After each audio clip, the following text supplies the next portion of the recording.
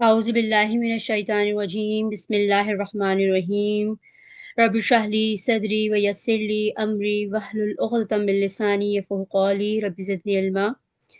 सारी बहनों को अस्सलामु अलैकुम व रहमतुल्लाहि व बरकातुहू। उम्मीद करती हूँ आप सब खैरियत से होंगी। मेरा नाम सादिया फ़रहान है। मैं इक्ना सिस्टर्स कनाडा में एमजीए और सोशल सर्विस डिपार्टमेंट की रीजनल इंचार्ज हूँ। आज का एक्सक्लूसिव वेबिनार इक्ना सिस्टर्स कनाडा की सेंट्रल सोशल सर्विस डिपार्टमेंट ने अरेंज किया है। जैसा कि आपको मालूम है कि आज का सेशन मेनोपॉज के हवाले से है। बहुत सारी खवातीन मेनोपॉज से गुजर चुकी हैं, बहुत सी गुजर रही हैं।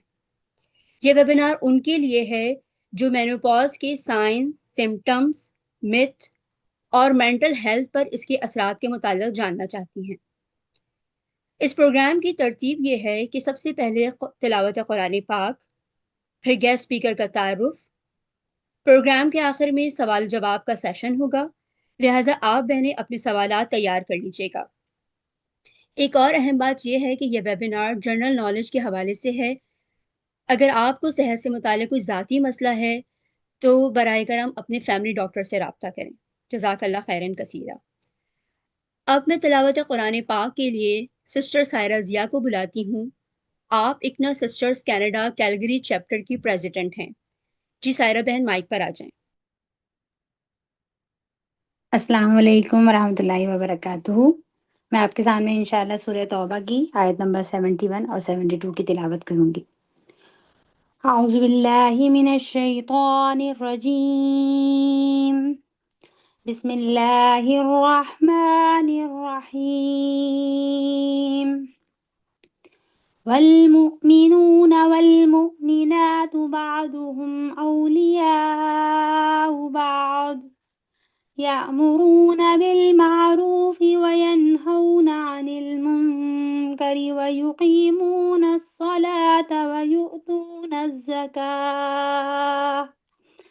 वयुतून ज़कात वयुतीऊन अल्लाह वरसूलह उलाइक सयरहमुहुमुल्लाह इन्नल्लाह अज़ीज़ुन हकीम।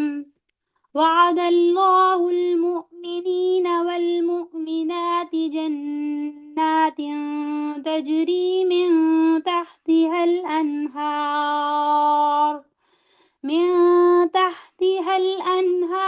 खालिदीन फीहा वमसाकिन तय्यबतन फी जन्नाति अदन वरिदवानुम मिनल्लाहि अकबर ज़ालिका हुवल फौज़ुल अज़ीम। शुरू अल्लाह के नाम से जो बेइंतहा मेहरबान निहायत रहम फरमाने वाला है। मोमिन मर्द और मोमिन औरतें ये सब एक दूसरे के रफ़ीक हैं। भलाई का हुक्म देते और बुराई से रोकते हैं। नमाज कायम करते हैं और ज़कात देते हैं और अल्लाह और उसके रसूल की अताअत करते हैं। ये वो लोग हैं जिन पर अल्लाह की रहमत नाजिल होकर रहेगी। यकीनन अल्लाह सब पर गालिब और हकीम व दाना है। इन मोमिन मर्दों और औरतों से अल्लाह का वादा है कि उन्हें ऐसे बाग में दाखिल करेगा जिनके नीचे नहरें बहती होंगी और वो उनमें हमेशा रहेंगे। उन सदाबहार बागों में उनके लिए पाकीज़ा क़यामगाहें होंगी और सबसे बढ़कर ये कि अल्लाह की खुशनुदी उन्हें हासिल होगी। यही बड़ी कामयाबी है। सदक़ल्लाहुल अज़ीम। जज़ाकल्लाह खैरन कसीरा सायरा बहन आपका। जो है नए वक्त का तकाजा, जो ये रविश इख्तियार कर लो। जो है नए वक्त का तकाजा, तो ये रविश इख्तियार कर लो। साथी बहनों, कामयाब वो है जो वक्त के साथ साथ नई जहतें सीखता रहे। आज इस वेबिनार के थ्रू हम नई मालूमात हासिल करेंगे। इंशाल्लाह वो हमारे लिए मुफीद साबित होंगी। इस वेबिनार को सेशन को कंडक्ट करवाएंगी डॉक्टर अफशीन अनवर। इनका तारुफ आपके सामने रखती हूँ। डॉक्टर अफशीन अनवर पीएचडी हैं और ओंटारियो में रजिस्टर्ड क्लिनिकल और काउंसलिंग साइकोलॉजिस्ट हैं। आप मेंबर हैं ओंटारियो साइकोलॉजिकल एसोसिएशन की। आप साइकोलॉजिकल असेसमेंट, टीचिंग और थेरेपी ट्रेनिंग में 20 साल से ज़ायद का तजुर्बा रखती हैं। इसके अलावा आपका risk groups and working professional के साथ भी काम करने का वसी तजुर्बा है। जिन नफ्सियाती अमराज पर आप काम करती हैं वो हैं anxiety, mood disturbances, personality behaviour disorder, job से मुतल्लिका मसाइल और कपल्स एंड फैमिलीज के पेचीदा मसाइल। आज डॉक्टर अफशीन बात करेंगी ख़वातीन में मेनोपॉज और उसके हमारी जहनी सेहत पर असरात। अस्सलाम वालेकुम एवरीबडी। मेरा नाम अफशीन अनवर है। बहुत शुक्रिया कुरान की तिलावत का, जो कि बिल्कुल आज के हमारे उन्वान के एन मुताबिक थी। मैं नोटिस कर रही हूँ कि चैट में लोग अपने कमेंट्स और रिस्पॉन्सेस डालते जा रहे हैं। हम टुवर्ड्स द एंड उनको चेक करेंगे, बट आप बेशक के अपनी प्रेजेंटेशन के दौरान जो भी सवाल आपके दौरान जहन में आए या कमेंट्स आपके जहन में आए, आप डाल सकते हैं। आज हम बात करेंगे ख़ास तौर से मेंटल हेल्थ के हवाले से एक ऐसा उन्वान जिसका ख़ास तौर से डायरेक्ट असर ख़वातीन पे पड़ता है, और वो है मेनोपॉज। मेनोपॉज को बहुत अरसे तक सिर्फ एक बायोलॉजिकल प्रोसेस समझा गया। शायद ये दोबारा प्रॉब्लम शुरू हो गया। बहुत अरसे तक मेनोपॉज को सिर्फ एक बायोलॉजिकल प्रोसेस समझा गया, और इसलिए उस पर कोई तवज्जो नहीं दी जाती थी। लेकिन अब जैसे जैसे हमारी मालूमात दीगर सेहत के अवामिल की तरफ बढ़ती जा रही हैं, वैसे हमको ये भी समझ में आ रहा है कि मेनोपॉज जो है वो सिर्फ एक बायोलॉजिकल प्रोसेस नहीं है, एक बहुत बड़ी तब्दीली है जो औरतें जिस्मानी तौर पर, नफ्सियाती तौर पर, रूहानी तौर पर अपने अंदर महसूस करती हैं। और उसके बारे में आगाही रखना, उसको मैनेज करना आसान बनाता है, ना सिर्फ उनके लिए बल्कि उनके अतराफ़ के लोग, जिनमें उनके घर वाले, ख़ास तौर से उनके शौहर हज़रात, उनकी औलाद, और उनके दोस्त अहबाब, साथ काम करने वाले, सब शामिल हैं। मेनोपॉज क्या है? मेनोपॉज बेसिकली एक बायोलॉजिकल प्रोसेस है जो कि हम ओपन कर देते हैं at the age of puberty. Puberty की एज पहले 13 साल ऑनवर्ड्स थी, अब 11 साल ऑनवर्ड्स है, और अब 11 से पहले भी प्यूबर्टी तक पहुंच रही हैं लड़कियां और लड़के भी फॉर दैट मैटर। तो मेनोपॉज उस दरवाजे को जो खोला जाता है जिस्मानी तौर पे उस वक्त, ताकि एक औरत को, एक बढ़ती हुई लड़की को रिप्रोडक्टिव रोल के लिए तैयार किया जा सके, ताकि वो बच्चा पैदा करने की सलाहियत और नस्ल को आगे बढ़ाने की सलाहियत जो है वो इस्तेमाल कर सके, जो कि इस इर्तिकाई अ, अमल में औरत का सबसे अहम किरदार है, उसके लिए तैयार हो सके। उसका दरवाज़ा बंद होता है मेनोपॉज के दौरान। आम तौर से अ, ये 45 साल से 55 साल की उम्र तक के दरमियान का प्रोसेस है। तो ये आप सोच सकते हैं आप कि कम से कम 10 साल कहे जा रहे हैं। अब इसमें पेरी मेनोपॉज और पोस्ट मेनोपॉज की शामिल हो गई हैं चीज़ें। कभी इस 10 साल के दौरान ही हो जाता है, कभी इसके आगे पीछे भी होता है। बिल्कुल ऐसे ही है जैसे कि प्यूबर्टी का अमल भी हम कहते हैं कि कोई वन टाइम नहीं है। इसमें भी जो चेंजेस आती हैं वो बतदरीज आपको उम्र के साथ 9-10 साल की उम्र से नजर आना शुरू हो जाती हैं, और फिर 18, 19, 20, 21 साल तक आपको वो नजर आती हैं, जब तक कि वो अडल्टहुड में लड़के और लड़कियां कदम नहीं रख लेते।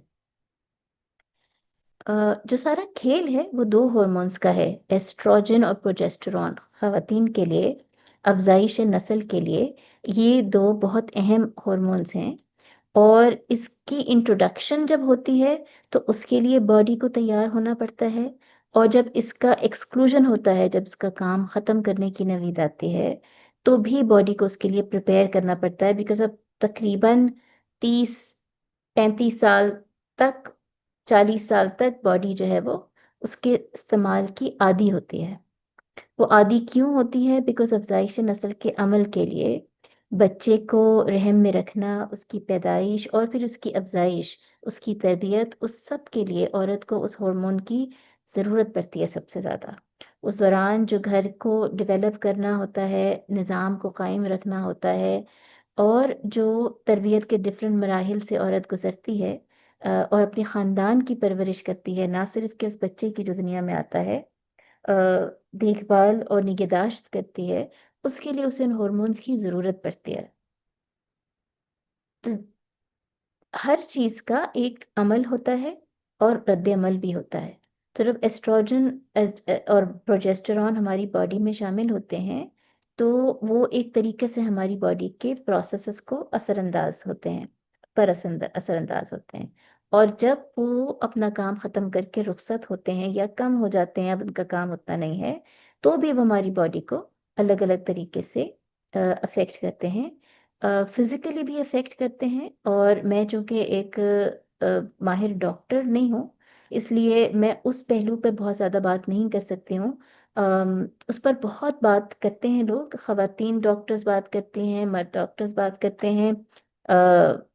अंग्रेजी में, उर्दू में आपको बहुत ज़्यादा मवाद मिल जाएगा इंटरनेट के ऊपर भी। और आपके डॉक्टर्स, फैमिली डॉक्टर्स, आपका फर्स्ट पॉइंट ऑफ कांटेक्ट है उसके फिजिकल और इमोशनल भी कई हद तक इफ़ेक्ट्स के बारे में आपसे बात करने के लिए। मैं आपसे बात करूंगी आज ज़्यादातर उसके इमोशनल इफ़ेक्ट्स के बारे में, उसके ज़हनी क्या असरात हैं और उसके जज्बाती क्या असरात हैं, उसके ऊपर बात करूंगी।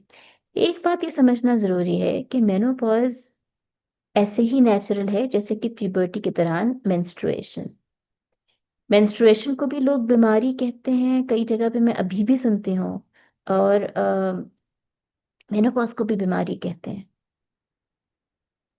ये एक मुश्किल मरहला है, बीमारी नहीं है। मुश्किल लेकिन एक बहुत ही फितरी अमल है।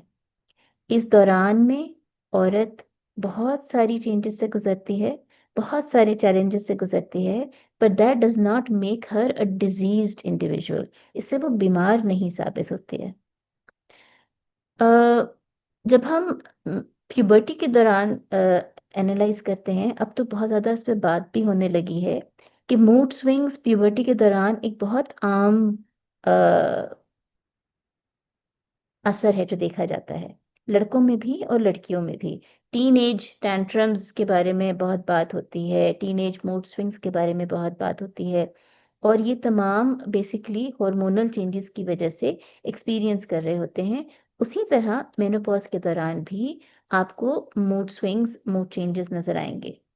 ख़वातीन बहुत एंग्शियस महसूस करती हैं। ख़वातीन आम दिनों के एतबार से इस प्रोसेस के दौरान दिनों, महीनों, सालों तक बहुत लो मूड महसूस करती हैं। माइल्ड डिप्रेशन, कई दफ़ा काफ़ी सिग्निफिकेंट क्लिनिकल हद तक भी डिप्रेशन हो सकता है। जल्दी इरिटेट हो जाती हैं। उनको नींद की प्रॉब्लम होती है। ब्रेन फॉग आजकल बहुत कॉमन टर्म है जो कि इस्तेमाल की जाती है। ब्रेन फॉग जो है वो बहुत एक्सपीरियंस करते हैं, याद नहीं रहती हैं चीज़ें। जल्दी जहन बनाना मुश्किल होता है किसी चीज़ के लिए। जहन बना लेने के बाद डाउट बहुत आता है बहुत चीज़ों के लिए। और एक general loss of confidence and self esteem जिसको हम कहते हैं, अपने आप पे से थोड़ा सा भरोसा उठने लगता है। ऐसा लगता है कि मैंने अपनी ज़ात को कहीं खो दिया। मैंने अपना आप मुझे नज़र नहीं आ रहा, बिकॉज मुझे अपने आप को जिस तरह देखने की आदत थी 40 साल तक, वो अब मैं नहीं देख सकती हूँ। मुझे अपने आप को जिस तरह महसूस करने की, दिखाने से मुराद बेपर्दगी नहीं है। दिखाने से मतलब मेरा जो रोल दुनिया के सामने था, और हमारे यहाँ बहुत सही रीजंस की वजह से, लेकिन बहुत ग्लोरीफाइड रोल है माँ होने का रोल, बच्चा पैदा करने की कुव्वत। जब वो जाती है तो एक फितरी तौर पे एक लॉस का एहसास होता है, जो औरत की सेल्फ एस्टीम को बहुत अफेक्ट करता है। उसके साथ साथ बॉडी में बहुत सारी चेंजेस आती हैं। अब आपको रिंकल्स नज़र आने शुरू होंगे, झुर्रियाँ नज़र आनी शुरू होंगी, स्किन थोड़ी सी लटकने लगेगी, बाल गिरने लगेंगे। शदीद असर है ये इस दौर का, ख़ास तौर से नाखून कमज़ोर हो जाते हैं, टूटने लगते हैं। हड्डियों में तकलीफ़ और रहने लगती है, बढ़ने लगती है, कमर दर्द करती है। जब मेनोपॉज की बात की जाती है, तो जिस तरह से प्यूबर्टी जो है वो एक कोई वॉल्व नहीं है कि जो खोल दिया जाता है और फिर इसी तरह वो बंद नहीं कर दिया जाता, एक ग्रेजुअल प्रोसेस है। तो मेंस्ट्रुएशन के साइकिल्स में काफ़ी डिस्टरबेंस होती है, जिसकी वजह से बहुत ऑकवर्डनेस, बहुत डिस्कम्फर्ट, पेन बढ़ जाता है। कभी प्रोलॉन्ग होते हैं, कभी शॉर्टन हो जाता है ड्यूरेशन मेंस्ट्रुएशन साइकिल का, और कभी अनप्रिडिक्टेबल भी होता है। तो आपको समझ में नहीं आता है कि अपनी लाइफ रूटीन को जो आपने इतने अच्छे से कैसे सेट की थी, वो अब दोबारा से कैसे चेंज करें। जो इम्पोर्टेंट बात है याद रखने की, जो मैं स्लाइड्स तो मूव करना भूल ही गई।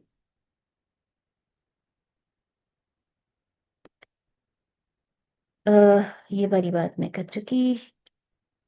जी, मैंने आपसे बात की डिप्रेशन का, एंजाइटी का, स्लीप डिस्टरबेंसेस का, थकावट और बर्नआउट बहुत महसूस होता है। मैं जिन चीज़ों से बार बार झेलती हूँ, मेरे पास जब आते हैं ख़वातीन ख़ास तौर से, तो अगर अकेली भी आ रही हैं या कपल्स के तौर पे हस्बैंड्स के साथ आ रहे हैं, अपने रिश्तों से बहुत नाखुश होते हैं।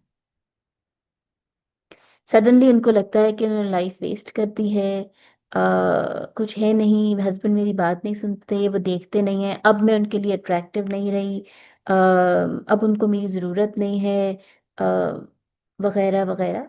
तो ये जो बर्नआउट की फीलिंग है, रिलेशनशिप में भी, काम में भी, और फिजिकली भी, फिजिकल बर्नआउट भी बहुत ज़्यादा फील किया जाता है। अम, जो हमारे स्पेसिफिक मसाइल हैं साउथ ईस्ट एशियन ख़वातीन के, Pakistan, India and the like, menopause ऐसे ही टैबू टॉपिक है जैसे प्यूबर्टी, जैसे मेंस्ट्रुएशन। हम नहीं बात करते मेंस्ट्रुएशन साइकिल में। मैं कभी कभी हैरान होती हूँ और मैं कहती हूँ कि अगर ये इतना टैबू होता, तो कुरान शरीफ के पहले सिपारे में इंटिमेसी के बारे में और पीरियड्स के बारे में बात क्यों की जाती। बिकॉज लॉजिकली हम जब देखते हैं, हम बच्चे को कुरान पढ़ाना शुरू करते हैं, अगर हम तर्जुमे से पढ़ाना शुरू करें, जो हम नहीं करते हैं, लेकिन अगर हम तर्जुमे तफसीर से पढ़ाना शुरू करें, तो पहला सिपारा सूरह बकरा, जिसमें के कुछ आयतें हैं जो इन मामलात से मुताल्लिक हैं, वो तो बच्चा 6 7 8 साल की उम्र में पढ़ लेगा, बच्चा या बच्ची फॉर दैट मैटर। लेकिन हम नहीं सोचते हैं इसके बारे में, और ये टैबू टॉपिक रहता है। तो हम प्यूबर्टी के बारे में नहीं प्रिपेयर करते हैं, और हम मेनोपॉज के बारे में तो बिल्कुल ही प्रिपेयर नहीं करते। इसके बारे में कोई बात नहीं की जाती है पहले। नहीं बताया जाता है कि जी ये वैसा ही रॉकी पीरियड होगा जैसे कि प्यूबर्टी था, और उसमें भी आपको वैसे ही ख्याल रखने की ज़रूरत है, अपनी भी और आपके आसपास जो मेनोपॉज से गुजर रहे हैं उनकी, जैसे कि आप टीनेज में करते हैं। हमारे पास लैंग्वेज नहीं है, हमारे पास साइकोलॉजिकल सिम्टम्स के लिए वोकेबुलरी नहीं है। अम, अभी तक मैं ढूंढ रही हूँ, और शायद कि मेरे इल्म में कोई इजाफा करे अगर मुझे बता सके, कि आज तक हमारे पास मेंटल हेल्थ के हवाले से इतने फुकदान है उर्दू के अल्फाज का। अब्यूज़ की जब हम बात करते हैं, तो हम इस्तेहसाल की बात कर लेते हैं, लेकिन rape as an action verb, हमारे पास उसका कोई उर्दू का लफ्ज़ नहीं है। आबरू रेजी आएगा, इस्मत दरी आएगा, इज्जत लूट लेना आएगा, आबरू लूट लेना आएगा, ये एक्शन वर्ब नहीं है। इनमें से कोई भी एक्शन वर्ब नहीं है। ये कल्चरल इंटरप्रिटेशन है of a heinous, very very ugly act of abuse. लेकिन चोरी के लिए हमारे पास लफ्ज है, कत्ल के लिए हमारे पास लफ्ज है, वो भी इस्तेसाल है, वो भी जुल्म है। लेकिन रेप के लिए हमारे पास लफ्ज नहीं है। और हमारे पास इसी तरह बहुत सारे साइकोलॉजिकल सिम्टम्स के लिए और एक्सपीरियंसेस के लिए, ख़ास तौर से मेनोपॉज से लेकर मेनोपॉज के मुताबिक हमारे पास उसके लिए भी अल्फाज नहीं है। कल्चर में हमारे जो एम्फसाइज किया जाता है वो ये है कि जी शर्म की, हया की बात यह है कि आप इसके बारे में चुपचाप रहें और बर्दाश्त करें। अ, और सब्र और बर्दाश्त को हम कई दफ़ा सिनोनिमाइज कर देते हैं कि जी आप सब्र से काम लें। और ये जो है वो इस पीरियड को, जो कि आपने भी देखा कि रिसर्च बेस्ड हमें स्टेटिस्टिक्स ये बताते हैं कि ये कोई 10 साल का अरसा है। अब ये छोटा बच्चा भी नहीं है या बच्ची भी नहीं है जिसके पेरेंट्स इसको देख रेख कर रहे होंगे। अब इनके ऊपर जिम्मेदारी है। ये खवातीन जो हैं वो 45 से 55 साल की उम्र में इनके बच्चे बड़े हो गए हैं, जिम्मेदारियां बढ़ गई हैं, शायद के बच्चों की शादियों की उम्रें हो गई हैं या शादियां हो गई हैं, नानियां दादियां हो गई हैं, सास ससुर और बूढ़े हो गए हैं और डिपेंडेंट हो गए हैं। हस्बैंड्स आम तौर से हमारे यहाँ बीवियों से बड़ी उम्र के होते हैं, तो वो और ज्यादा उम्र में आगे बढ़ गए हैं। हस्बैंड्स को कई जगह पे फिजिकली ये एक्सपीरियंस मेनोपॉज जैसा नहीं करना पड़ता है, लेकिन अब ये बहुत सुनने में आ रहा है और रिसर्च हो रही है इसके ऊपर कि हस्बैंड्स के मर्दों के अलहदा एक्सपीरियंसेस होते हैं जिस पर भी बात करने की ज़रूरत है। बट उस वक्त ये अपने करियर के पीक पे होते हैं, बिजी होते हैं, कई शादियों को कई कई साल गुजर चुके होते हैं। वो अट्रैक्शन नहीं रहती, थकावट रहती है, और फिर उसमें जब ये अनअट्रैक्टिवनेस लगती है या ये झंझलाहट होती है, बेचैनी होती है, मायूसी होती है या एंजाइटी होती है, तो उस सब में जो है वो अ, उनको ये सारा जो वबाल है अकेले बर्दाश्त करना पड़ता है। तो मेनोपॉज की जो एक खास कैफियत देखने में आती है वो है अकेलापन। मुझे कोई समझ नहीं सकता।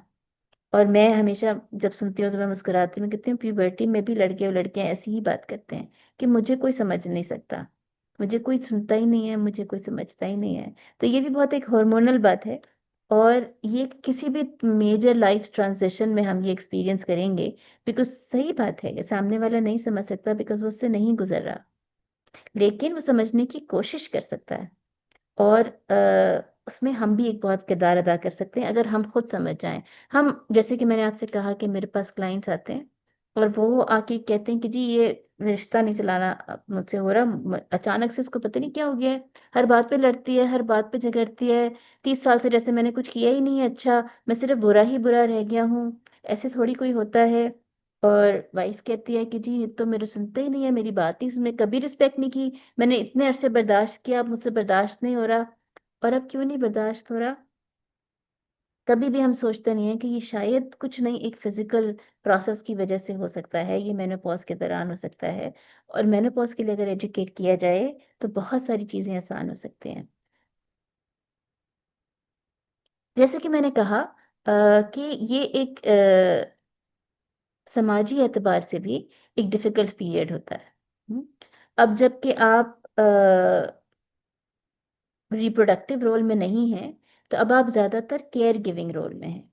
और केयर गिविंग रोल में आप अपने बढ़ते हुए बच्चों के साथ हैं, उनके बच्चों के साथ हैं, अपने हस्बैंड्स की बढ़ती हुई उम्रों के साथ हैं, उनके पेरेंट्स के साथ हैं, और अपने खुद के पेरेंट्स जिनकी उम्रें भी अब बढ़ती गई हैं। तो उन सब के साथ आप जो है वो केयर गिविंग मोड में हैं। आपकी वो जिम्मेदारियां नहीं रुकती, वो कम नहीं होती, वो शेयर नहीं होती, वो बदलती भी नहीं है। मोस्ट केसेस में ख़वातीन अगर काम कर भी रही हैं तो टीचर्स हैं या डॉक्टर्स हैं या कोई और प्रोफेशन में हैं, तो वर्क रिलेटेड ट्रांजिशंस भी सिचुएशन में होंगे। कुछ जगह पे हायर पोजीशंस में जाएंगे और कुछ जगह पे रिटायरमेंट के फेजेस में जाएंगे। अब इस तमाम में एक इम्पॉर्टेंट एस्पेक्ट विच डिफाइंड वुमनहुड, जो नुस्वानियत का एक खास मजहर रहा है, विच इज़ द रिप्रोडक्टिव, अफजाइश नस्ल का जो एक फंक्शन है, वो चले जाने से आइडेंटिटी क्राइसिस आ जाता है। एक तरीके का आइडेंटिटी लॉस महसूस होता है, इनविजिबिलिटी महसूस होती है, पहले आपको अंदर से, और फिर आपको लगता है कि बाहर भी इसी तरीके से लोग मुझे नहीं देख पा रहे हैं। तो ये एक इम्पॉर्टेंट एस्पेक्ट है जो हम कहते हैं कि ये शायद वर्क का स्ट्रेस है और पता नहीं क्या हो गया, और ये पता नहीं क्या वाली जो सिचुएशन है, ये बहुत दफ़ा मेनोपॉज से रिलेटेड होती है। अम, इसकी एक और बड़ी वजह यह है कि हमारे पास सोसाइटल प्रेशर बहुत है। फर्टिलिटी पे इतना एम्फेसिस है। हमारे यहाँ शायद जब लड़कियां पैदा होती हैं तब से हम उनकी सिर्फ शादी के बारे में सोच रहे होते हैं, और शादी के बारे में सोच रहे होते हैं क्योंकि हम आगे नस्ल बढ़ाने के बारे में सोच रहे होते हैं। एक दफ़ा मैं एक जेंडर मेन स्ट्रीमिंग की वर्कशॉप कंडक्ट करने के लिए गई, और वो चिलास के एक पसमानदा इलाके में थी। चिलास केपीके का एक गांव कह लीजिए, कस्बा कह लीजिए। और उधर मैं हजरात के साथ जेंडर मेन स्ट्रीमिंग पे एक वर्कशॉप कर रही थी। मैंने उनसे कहा, जी औरत आपके लिए क्या है? तो बहुत ही इंटरेस्टिंग जवाब आ रहे थे वहाँ पे। और उनमें से एक बहुत इंटरेस्टिंग, अल्लाह ताला सबको हिदायत दे, एक इंटरेस्टिंग जवाब आया उसमें कि जी औरत बच्चा पैदा करने की मशीन है। That is all what woman is reduced to. और आई डोंट डिनाई इट, ये एक बहुत बड़ा आइडेंटिफाइंग फैक्टर है। कोई भी फीमेल को नेचर में जो ये रोल मिला है, चाहे वो जानवर हो कि इंसान हो, अ, ये एक बहुत ही मुकद्दस भी है, नो डाउट। बट उसकी जो आइडियलाइजेशन है, और उसको जो उसकी वजह से सिर्फ जो इम्पोर्टेंस है, वो फिर जब वो फंक्शन कम हो जाता है या ख़त्म हो जाता है, तो फिर समझ में नहीं आता कि फिर औरत क्या है, उसके बाद क्या करें उसका। हम्म। तो वो जो परसीव्ड सोशल वैल्यू जिसको हम कहते हैं, कि अब समाज में मेरा मकाम कम हो गया बिकॉज अब तो मैं बच्चा भी नहीं पैदा कर सकती हूँ, वो अपने आप में एक इमोशनल जो है वो टोल लेकर आता है। और उसकी वजह से भी सेल्फ एस्टीम पर और इमोशनल हेल्थ पर बहुत फर्क पड़ता है। इंटीमेसी की जब बात होती है, तो बहुत औरतें इस दौरान इंटीमेसी अवॉइड करने लगती हैं because they don't feel good about their bodies also. और ये जो एक फैक्टर है, वो उनको अपने आप को एक अलहदा तरीके से देखने पर फोर्स कर रहा होता है, जिसको कि वो कॉम्बैट नहीं कर पा रहे हैं। एजिज्म पर हमारा बहुत ज़्यादा इन्फ्लुएंस है। यंग नज़र आना एक एक तरह से फर्टाइल नज़र आने के बराबर भी है ना। तो यंग नज़र आने पे बहुत फोकस है, और इस एज तक आते आते और मेनोपॉज के असरात की बिना पर यंग नज़र आना बहुत मुश्किल काम है। Greying hair, wrinkles, eye bags, slouched postures, abdominal fat, general loss of body mass, अगर तो हम अपना ख्याल नहीं रख रहे हैं ठीक तरीके से, तो ये तमाम चीज़ें एक्सपीरियंस की जाएंगी। और ये पिंपल्स दोबारा से होने लगते हैं, स्किन क्वालिटी ख़राब होने लगती है। तो ये सब चीज़ें जो हैं, वो आपकी सेल्फ एस्टीम को अफेक्ट कर रहे होते हैं। फिर जो जज्बाती मुश्किलात से गुजर रही होती है औरत, इस सब की वजह से एंजाइटी भी हो रही है, डिप्रेशन भी हो रहा है, हॉट फ्लैशेस हो रहे हैं, बैठे बैठे लगता है कि जैसे सब कुछ खत्म हो गया। अ, हर चीज़ के बारे में वर्स्ट के सिनेरियो पर ध्यान पहले जाता है कि सब ये हुआ है तो इससे बुरा क्या हो सकता है, अच्छे का ख्याल नहीं आता। हमेशा एक डर की कैफियत होती है, कुछ को ज़्यादा होती है, कुछ को कम होती है, कभी ज़्यादा होती है, कभी कम होती है, तो प्रिडिक्टेबल भी नहीं होता। इस सब में जो एक बहुत बड़ा फैक्टर एक प्रॉब्लम क्रिएट करता है, वो है कि अवेयरनेस नहीं है हमारे मेंटल हेल्थ के बारे में जनरली, और फिर मेनोपॉज के हवाले से स्पेसिफिकली।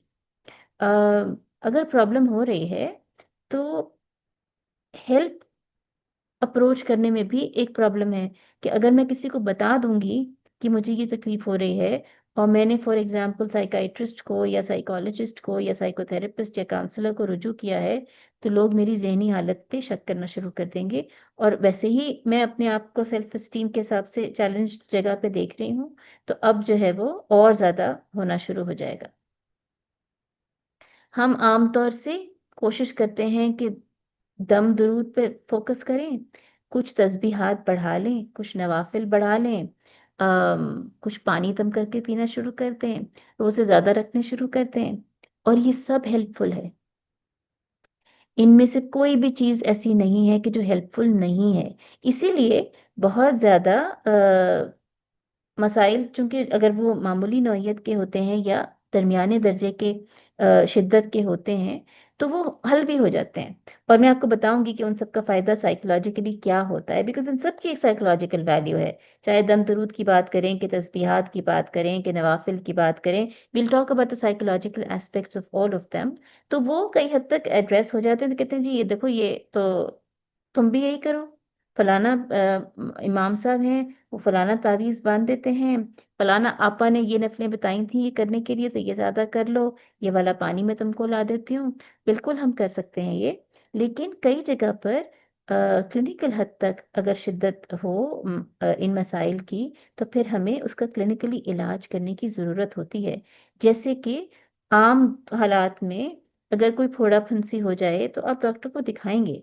इसी तरह अगर आपको अगर सिर्फ पिंपल नहीं है और फोड़ा फुंसी है, तो जैसे आप डॉक्टर को दिखाएंगे, वैसे ही अगर सिंपल एक मुश्किल नहीं हो रही है और एंजाइटी की हद तक या डिप्रेशन की हद तक हो रही है, तो डॉक्टर को दिखाना, और उनका डॉक्टर साइकोलॉजिस्ट है, उनका डॉक्टर काउंसलर है, साइकोथेरेपिस्ट है, उनको दिखाना ज़रूरी है। अम, लेकिन अगर दिखाना चाहें भी तो कई जगह पे एक्सेस का मसला है।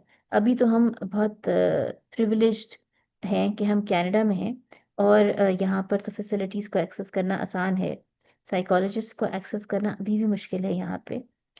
मैं जब यहाँ आई थी 10 साल पहले, तो मुझे पता चला था कि एक ज़माने में ओहिप में शामिल करने की मुहिम चली थी साइकोलॉजिस्ट्स को एज हेल्थ प्रैक्टिशनर्स। बट कुछ साइकोलॉजिस्ट ने ही शायद मना किया कि वो शामिल नहीं होना चाहते हैं, because of I don't know, they did not want the scrutiny to be tight. मुझे नहीं पता कि जो ओहिप की जो रेगुलेटरी जो मैकेनिज्म्स थे, शायद उनसे इख्तलाफ था, तो वो शामिल नहीं हुए, जिसका आम लोगों को बहुत नुकसान हो गया। अब साइकोलॉजिस्ट वो लोग अफोर्ड कर पाते हैं कि जो जिनके पास बेनिफिट्स हों, वर्क प्लेस बेनिफिट्स हों, इंश्योरेंसेस हो। और अगर हम बैक होम बात करें, तो वहाँ तो ये सूरत हाल भी नहीं है, आपको देना ही जेब से होता है। शहरों में तो फिर भी शायद थोड़ा बहुत कुछ मिल जाएगा, लेकिन जो मेजॉरिटी आबादी है वो गांव में रहती है, और उनके पास तो वो एक्सेस भी नहीं है। गांव में दूसरी अपॉर्चुनिटीज़ हैं जिनके बारे में भी बात करूंगी मैं, जो उनको फ़ायदा करती है, जो उनको मैनेज करने में आसान करती है। लेकिन that is not also the wholesome solution जो कि हमें देखने की ज़रूरत है मेनोपॉज के सिलसिले में।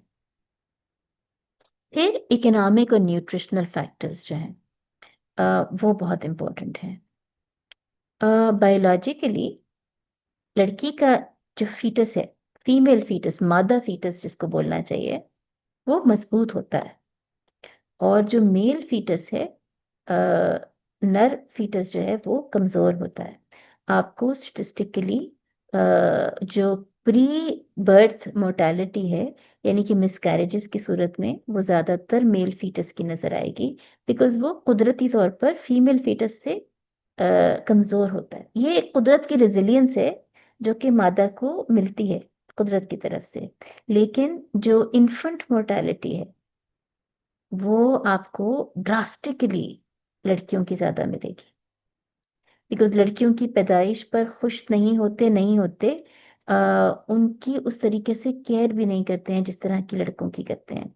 आपके इकोनॉमिक हालात का, पावर्टी का, गुर्बत का ज़्यादा असर सीधा लड़की पर पड़ेगा। उसका शोरबा कम हो जाएगा, उसका दूध कम हो जाएगा या गायब हो जाएगा, उसको खाना नहीं दिया जाएगा, उसके साथ प्यार मोहब्बत की ज़रूरत नहीं महसूस की जाएगी, उसके साथ बर्ताव उस तरीके का नहीं किया जाएगा। तो क्या होता है कि जो मादा फीटस जो मजबूत आया था दुनिया में नेचर की तरफ से, बिकॉज उसको आगे नस्ल बढ़ानी है, वो कमज़ोर हो जाता है। और जो नर फीटस कमज़ोर आया था, वो मजबूत हो जाता है, बिकॉज उसको मिलती है वो सारी सहूलत। कोई भी तरीके की, किसी भी लेवल की, गरीब अपने हिसाब से करेगा तो लड़के के लिए ज़्यादा करेगा, अमीर अपने हिसाब से करेगा तो लड़के के लिए ज़्यादा करेगा। तो ये जो जेंडर डिस्क्रिमिनेशन है, ये बहुत सिस्टमैटिकली औरतों को फिजिकली कमज़ोर रखती है। अम, औरतों को काम बहुत ज़्यादा करना पड़ता है। मर्दों को रोज़गार के लिए काम करना पड़ता है, बट औरतों को घर के निज़ाम को संभालने के लिए, अफजाइश नस्ल के लिए, और जो रिप्रोडक्टिव के साथ साथ जो नर्चरिंग रोल्स हैं घर की देखभाल के लिए, औरत को बहुत काम करना पड़ता है, ख़ास तौर से देहात में, ख़ास तौर से देही इलाकों में। और हम जब देखते हैं अपने आसपास, तो वो जो देहात से औरतें कराची में, लाहौर में, इस्लामाबाद में, बड़े-बड़े शहरों में भी आती हैं। आप देखते हैं कि वो घर के काम करने के लिए उनको खिदमत पे मामूर किया जाता है। लेकिन इसका मतलब ये नहीं होता है कि जो खातून खाना अर्बन हाउस होल्ड में रह रही हैं, उनके पास काम कम हो जाते हैं। अ, ससुराल की देखभाल से लेकर, बच्चों की देखभाल से लेकर, शौहर की देखभाल से लेकर, अपने घर वालों की देखभाल से लेकर, उसमें कहीं उसका नंबर तो आता ही नहीं है। कई जगह ये कल्चरल प्रैक्टिस है कि घर के सब लोगों को खाना खिलाने के बाद औरत खाना खाने बैठती है। आई वॉज वॉचिंग, एक दिन एक इंडियन एक शायद ऐड चल रहा था, और बहुत ही हार्ट वार्मिंग ऐड था, जिसमें बताया गया कि कैसे मर्द को एहसास होता है कि ये औरत हमेशा ठंडा खाना खाती है, हमेशा बचा हुआ खाना खाती है, और कम खाती है, बिकॉज वो खाने के बीच में आखिर में बैठने के बावजूद भी 10 दफ़ा उठती है, बिकॉज इधर से उधर से आवाज़ें आ रही होती हैं उसके लिए, कभी शौहर की, कभी सास ससुर की, कभी बच्चों की। तो अंडर नरिशमेंट, हमारे यहाँ वैसे भी खाने को लेकर सेहत अफ़ज़ा बहुत चीज़ों का इस्तेमाल होता नहीं है। मिलावट और जो हमारी जो अब की अर्बन प्रैक्टिसेस ने ख़ास तौर से काफ़ी चीज़ों को बहुत ख़राब कर दिया है। बट हमारा रवैया भी जो है औरतों की तरफ, वो भी एक तरफ से इस पर असरअंदाज होता है। फिर lack of access to health care and therapy के बारे में हमने अभी बात की कि औरतों को जनरल अपनी ख्याल रखने के जगह पे सब्र और बर्दाश्त के जब अल्फाज इस्तेमाल किए जाते हैं, तो उसको घुट्टी में पिला के भेजते हैं, घरों से अपनी रवाना करते हैं। और उसको हमेशा यही सिखाया जाता है कि औरत का दर्जा तभी बुलंद होता है कि जब वो बर्दाश्त करे। तो वो दर्द भी बर्दाश्त करती है, वो भूख भी बर्दाश्त करती है, वो नींद की कमी भी बर्दाश्त करती है, वो ताने कसने और क्रिटिसिज्म्स भी बर्दाश्त करती है, वो बेरुखी भी बर्दाश्त करती है, वो इस डर को भी बर्दाश्त करती है कि उसको कभी भी छोड़ा जा सकता है, शायद इसलिए कि उसकी औलाद नहीं है, शायद इसलिए कि उसने बेटा नहीं दिया है, शायद इसलिए कि बेटियां ज़्यादा हो गई हैं, या शायद इसलिए कि वो उतनी खूबसूरत नहीं है, या उतना पैसा नहीं कमा के लाती है। आजकल ये भी एक बहुत देखा गया है। तो उस सब के बावजूद भी अगर वो चाहे भी मदद लेना, तो हमारे पास हेल्थ केयर के लिए और थेरेपी के लिए एक्सेस अभी भी सिस्टमैटिकली औरतों के लिए कम है। उनके लिए जाना आना मुश्किल है, उनके ऊपर पैसे के ऊपर कंट्रोल मुश्किल है, शोहरों का इस बात का ख्याल रखना मुश्किल है कि औरतों को भी ज़रूरत पड़ सकती है, और खैर हमारे यहाँ तो मर्द भी नहीं रखते हैं अपना ख्याल। मैं जानती हूँ बहुत दफ़ा मुझे तकलीफ इस बात की भी होती है कि मर्द भी पिसे जा रहे हैं, पिसे जा रहे हैं, पिसे जा रहे हैं, बिकॉज औरतें बहुत डिमांडिंग है कि आप ये कमा के लाओगे और इतना लाओगे और इतना करोगे तो ही ठीक हो सकता है। तो that also is another debate to talk about. But health care को एक्सेस हमारे पास खवातीन को कम है। एग्जाम्पल्स मैंने आपको पहले भी दी, आई थिंक मैं इस पर बहुत ज़्यादा टाइम नहीं लगाऊंगी। मैंने आपको जो कपल की एग्जाम्पल दी, मैं उसी को रिपीट करूंगी।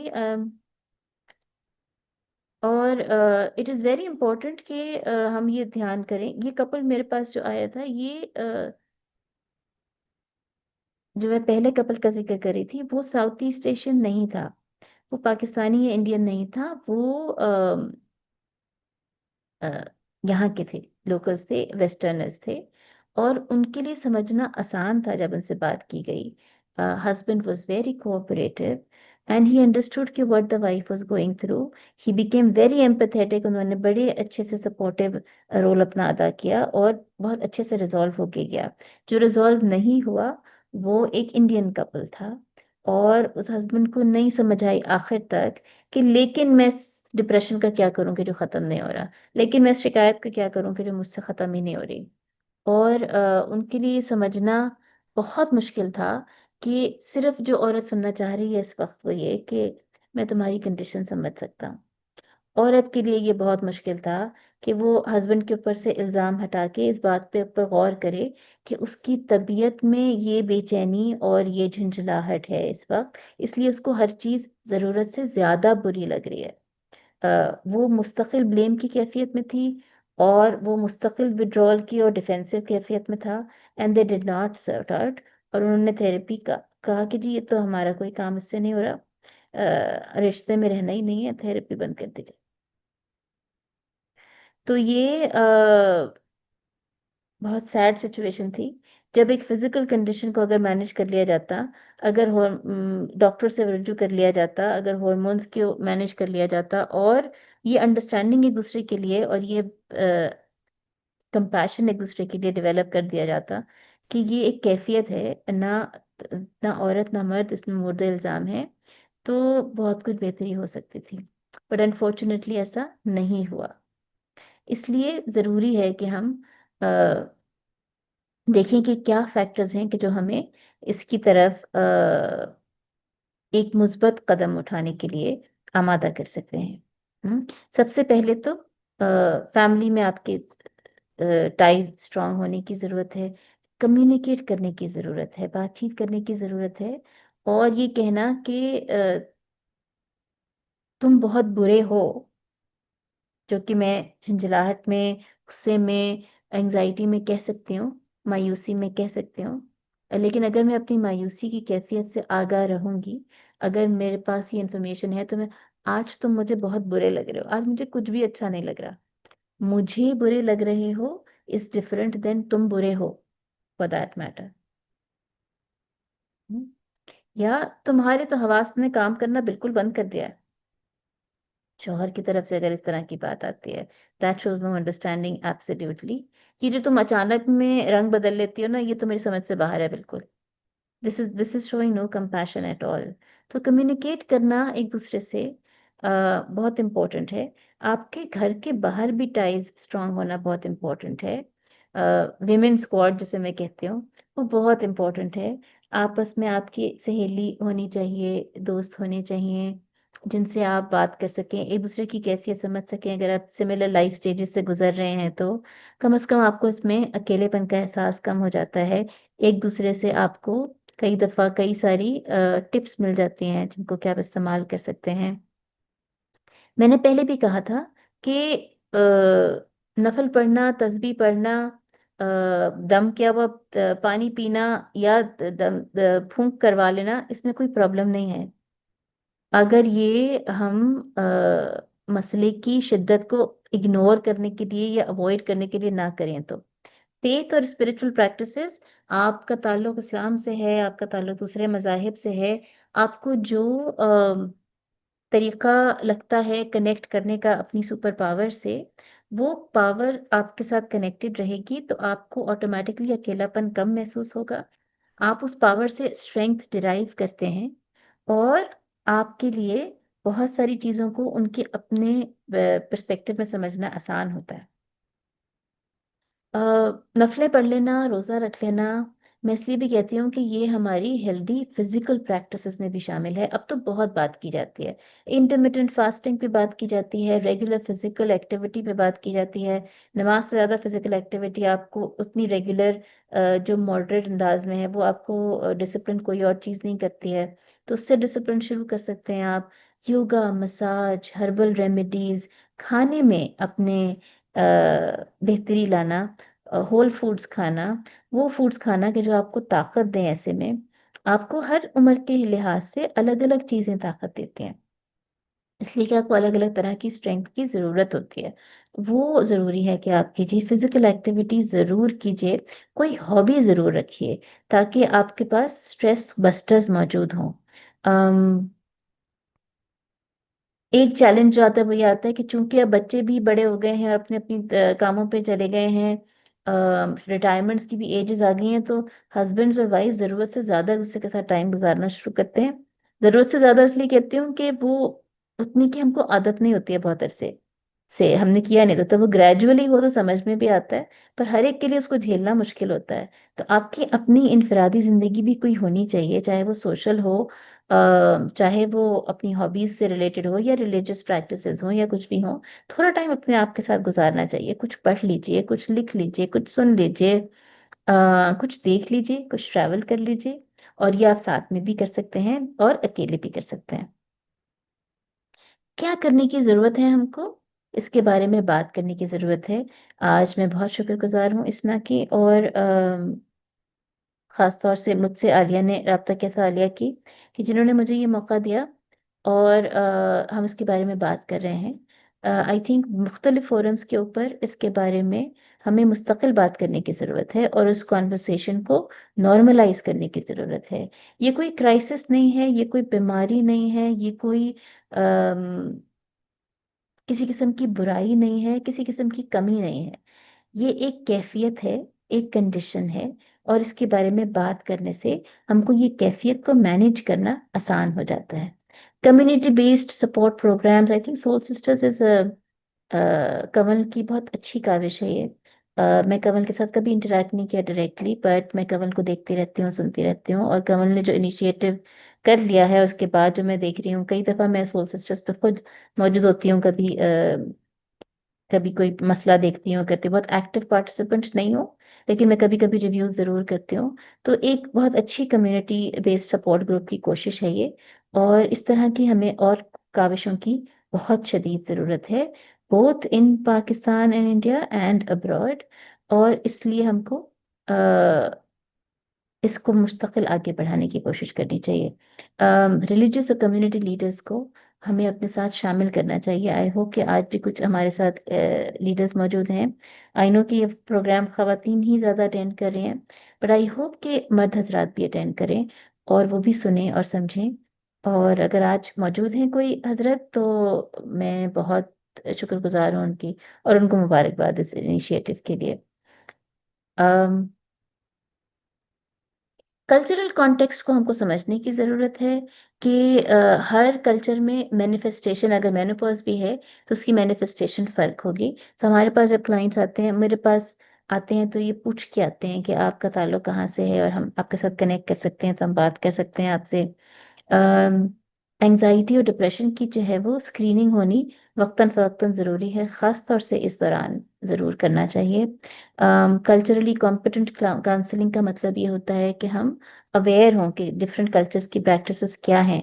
साउथ ईस्ट एशियन तो एक कल्चर है, और उसकी ज़रूर हमें ज़्यादा मालूमात हैं, बिकॉज हमने वो एक्सपीरियंस किया है। पर दूसरे कल्चर्स के बारे में भी मालूमात रखना, ताकि उन लोगों के जो फॉर एग्जांपल यहाँ के नेटिव इंडिजिनस कल्चर्स के साथ भी अ, हमको उनकी प्रैक्टिसेस के बारे में अंदाज़ा हो, तो हम उनकी हेल्प कर सकते हैं। यूरोपियन कॉकेशियन कल्चर्स के बारे में हमें पता हो, तो हम उनकी उस तरीके से हेल्प कर सकते हैं। और मेंटल हेल्थ को प्राइमरी केयर में इनकॉर्पोरेट करके, और काउंसलिंग और साइकोथेरेपी उसके एक ख़ास जुज़ के तौर पर शामिल करने की, उसको मेन स्ट्रीम करने की बहुत ज़रूरत है। टू समराइज, मेनोपॉज जो है वो मेंटल हेल्थ को बहुत ही सिग्निफिकेंट, बहुत ही नुमायां तौर पे अफेक्ट करता है, और उस पे कल्चरल और सोसाइटल और रिलीजियस जो इन्फ्लुएंसेस हैं वो हमें साउथ ईस्ट एशिया में काफ़ी नज़र आते हैं। इसलिए हमको कल्चरली अवेयर और होलिस्टिक इंटरवेंशंस की ज़रूरत है। I will open this forum now for questions and answers. I hope you are able to address some of them. बहुत शुक्रिया एक दफ़ा फिर मुझे ये मौका देने के लिए। जज़ाकल्लाह खैरन कसीरा डॉक्टर अफशीन, आपने अपने कीमती वक्त में से कुछ लम्हात हमें दिए और इस अहम मौजू पर रोशनी डाली। यकीनन हम सब बहनों ने आज की इस सेशन से बहुत कुछ सीखा होगा। अब हमारा क्यूए सेशन है, तो साथी बहनों बारी बारी आकर आप लोग सवाल पूछ लें। अच्छा, एक बात याद रखिएगा, सवालात जो हैं वो जनरल नॉलेज की बेस पर होंगे इंशाल्लाह ताला, ठीक है? जी बहनों, हमारे पास टाइम कम है, अपने सवालात जल्दी जल्दी ले आएं, अगर इनको अनम्यूट हो जाएं तो। अच्छा, मैं उस दौरान में क्लेरिफाई कर दूं कि मैंने शायद इस्ना कह दिया था, ये इकना है, ICNA। तो आपके प्लेटफॉर्म का शुक्रिया जी। जी, मेरा एक सवाल है, वो ये है कि अगर मेनोपॉज अर्ली एज में हो जाए, जैसे मुझे, क्योंकि मेरा ये समझिए कि मेरी नानी के दौर से चला आ रहा है, मेरी माँ को भी था, मुझे भी 35 में या 36 में हम लोग मतलब इस चीज़ से गुजरते हैं। तो इसमें आप ये मुझे बताएं कि, लेकिन अल्लाह का शुक्र ये है कि मुझे किसी भी किस्म की एंग्जाइटी या मेरा गुस्सा या कुछ, यानी इसके साइड इफ़ेक्ट्स मेरे ऊपर नहीं आए, बिल्कुल भी, किसी भी लिहाज से, फिज़िकली भी, यानी मेंटल हेल्थ या फिज़िकल हेल्थ के लिहाज से भी। या मेरा कोई गुस्सा नहीं बढ़ा, मेरे एटीट्यूड में या मेरे बिहेवियर में कोई फर्क नहीं आया। बस मुझे सवाल मेरा ये था कि अगर ये जल्दी हो जाए मेनोपॉज तो इसके मतलब इसका क्या कोई ये अच्छी चीज है या ऐसा होना नहीं सही नहीं है, मतलब ये बताएं अरे, मुझे आप। अगर नानी के दौर से हो रहा है तो इसमें कोई प्रॉब्लम थोड़ी है। ये तो हर एक की बॉडी जो है वो फर्क होती है, और जेनेटिक कोडिंग भी हमारी फर्क होती है। कुछ की प्यूबर्टी भी जल्दी हो जाती है ना। कुछ की लेट होती है प्यूबर्टी भी। जैसे बच्चे हैं, जब छोटे होते हैं तो बोलना कुछ बच्चे देर से शुरू करते हैं, और कुछ बच्चे जल्दी शुरू कर देते हैं। इसमें कोई प्रॉब्लम नहीं है, और ये बहुत अच्छी बात है कि आपको उसके साइड इफेक्ट्स नहीं झेलने पड़ रहे हैं, विच मीन्स कि आपकी जेनेटिक कोडिंग अच्छी है, और आपकी कुछ प्रैक्टिसेस भी अच्छी हैं। सो आप बेशक इसको एंजॉय कीजिए। आपके पास बहुत टाइम है टू एंजॉय लाइफ। अब आपको ब्रेक्स की जरूरत नहीं है। हाँ, थोड़ी मुश्किल होगी, बिकॉज मेनोपॉज का मतलब यह है कि अब कैल्शियम लॉस भी बढ़ जाता है, बॉडी के उसका असरअंदाज आने शुरू होते हैं, लेकिन वो सारा कुछ मैनेजेबल है। आप बहुत जल्दी जो है वो मेनोपॉज के असरात से भी रिलीज हो जाएंगी, और उसके बाद अपनी जिंदगी को अलग तरीके से लेकिन भरपूर तरीके से एंजॉय कर सकते हैं। आपने सही कहा कि क्योंकि मैं ना इन चीज़ों का ज़रा ख्याल करती हूँ, ये जैसे कैल्शियम्स वगैरह का, या अपनी हम्म। डाइट को मैं थोड़ा सा कंट्रोल करके ये मैं यानी जैसे जंक फूड वेरी वगैरह गुड। से बचती हूँ। तो मेरी वंडरफुल। कोशिश यही होती है कि हेल्दी चीज़ें लूँ, जो प्रोटीन्स हों उसमें बस अंदर। हेल्दी खाइए, अपने आप को हम्म। जिस्मानी तौर पे फाल रखिए, और एटीट्यूड अपना पॉजिटिव रखिए, देन यू आर गुड। हाँ, कोशिश तो मेरी पूरी होती है कि मैं एटीट्यूड रखूं अपना ऐसा कि किसी को मेरी जात से कोई तकलीफ किसी भी किस्म की ना हो, और बिल्कुल, ये और मेरे अपने आप खिलूस को भी जान ना जाए। हो। कई दफा हम दूसरों की तकलीफ जी से जी। बचाने के चक्कर में अपने आप को तकलीफ में डाल देते हैं, वो भी ना करें।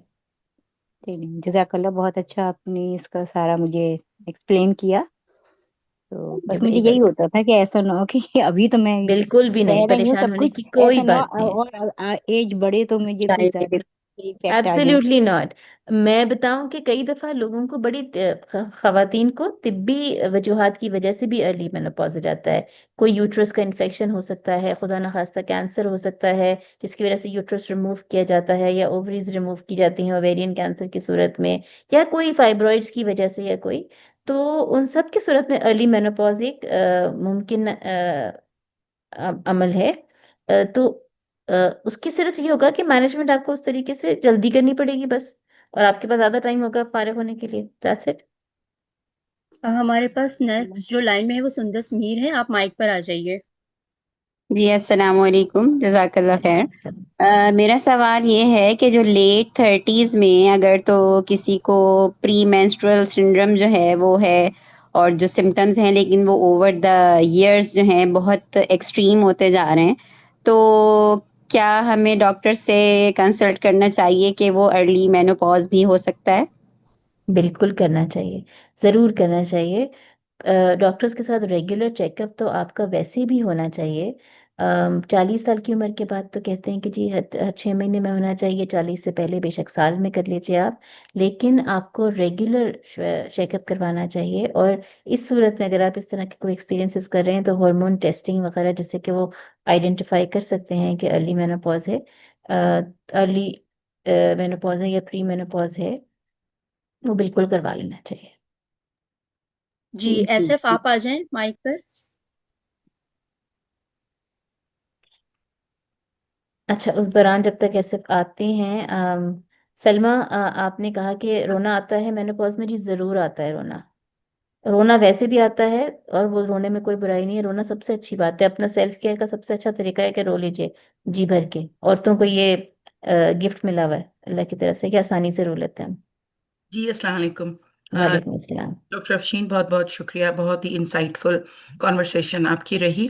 नॉट ओनली कि आपने मेनोपॉज को फोकस किया, बल्कि बहुत इंपॉर्टेंट एस्पेक्ट है हमारी कम्युनिटी का, वो है ये कि हम ख़वातीन सेल्फ केयर अपनी बिल्कुल नहीं करती किसी भी एज ग्रुप में। शुरू में शायद कर लेती हैं, उसके बाद नहीं करती।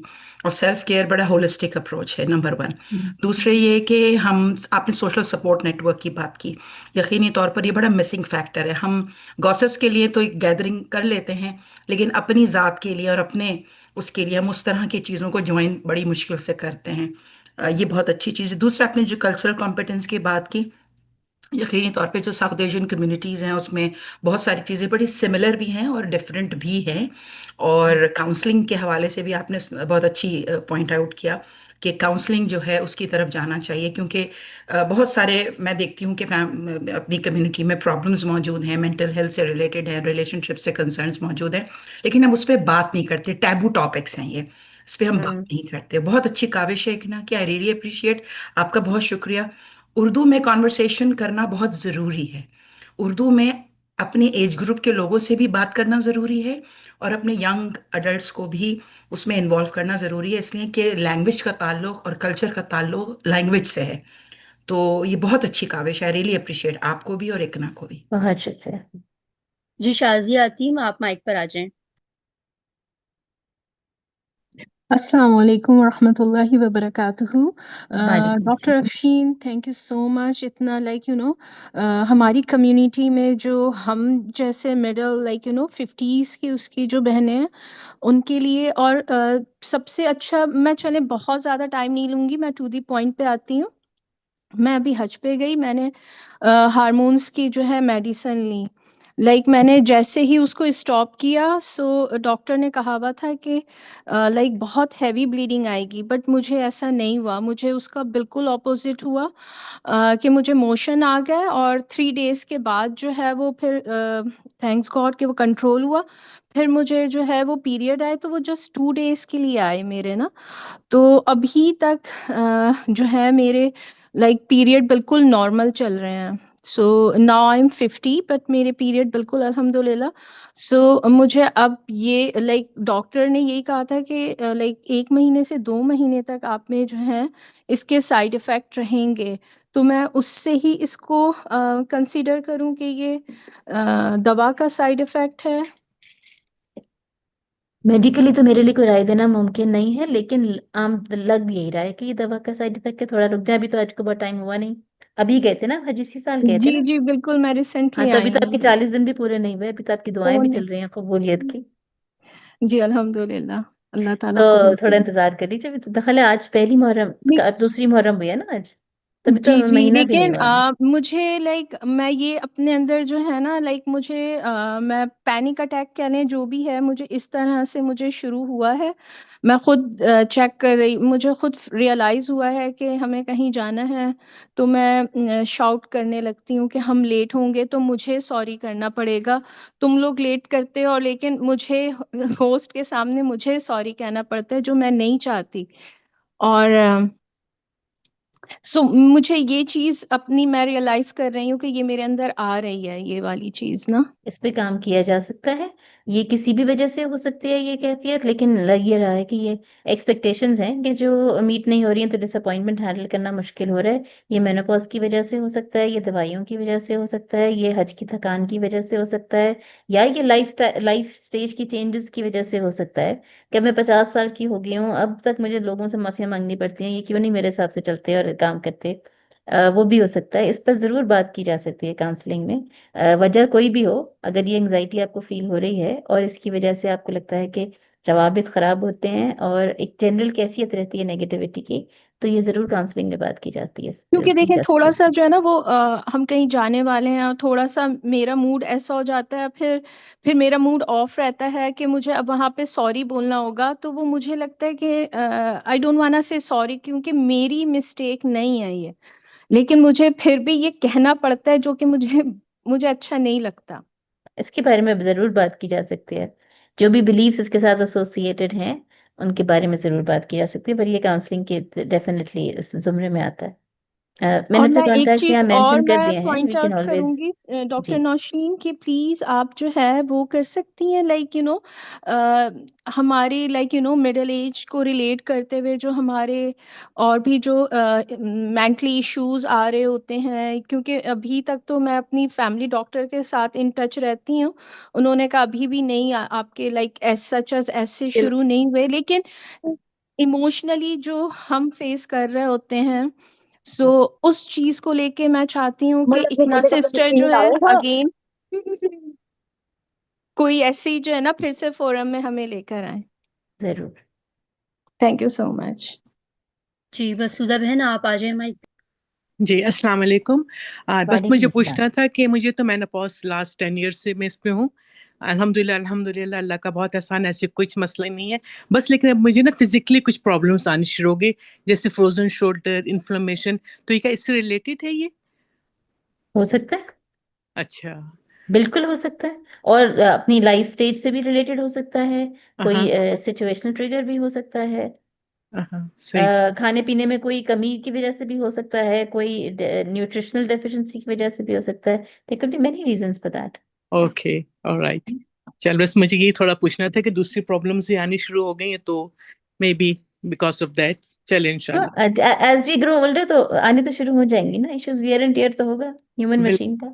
बिल्कुल, बिल्कुल सही कह रही हैं आप। चलिए इंशाल्लाह बहुत-बहुत शुक्रिया आपका, बहुत इन्फॉर्मेटिव था आपका प्रोग्राम। जज़ाकल्लाह खैर।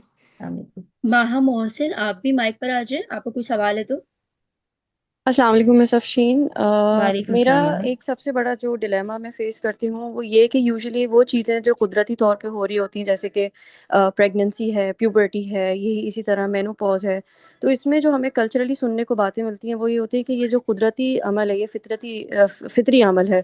तो ये कोई बीमारी नहीं है, जैसे प्रेगनेंसी को कहा जाता है कि वो कोई बीमारी नहीं है, ज़ाहिर है एक नेचुरल प्रोसेस है।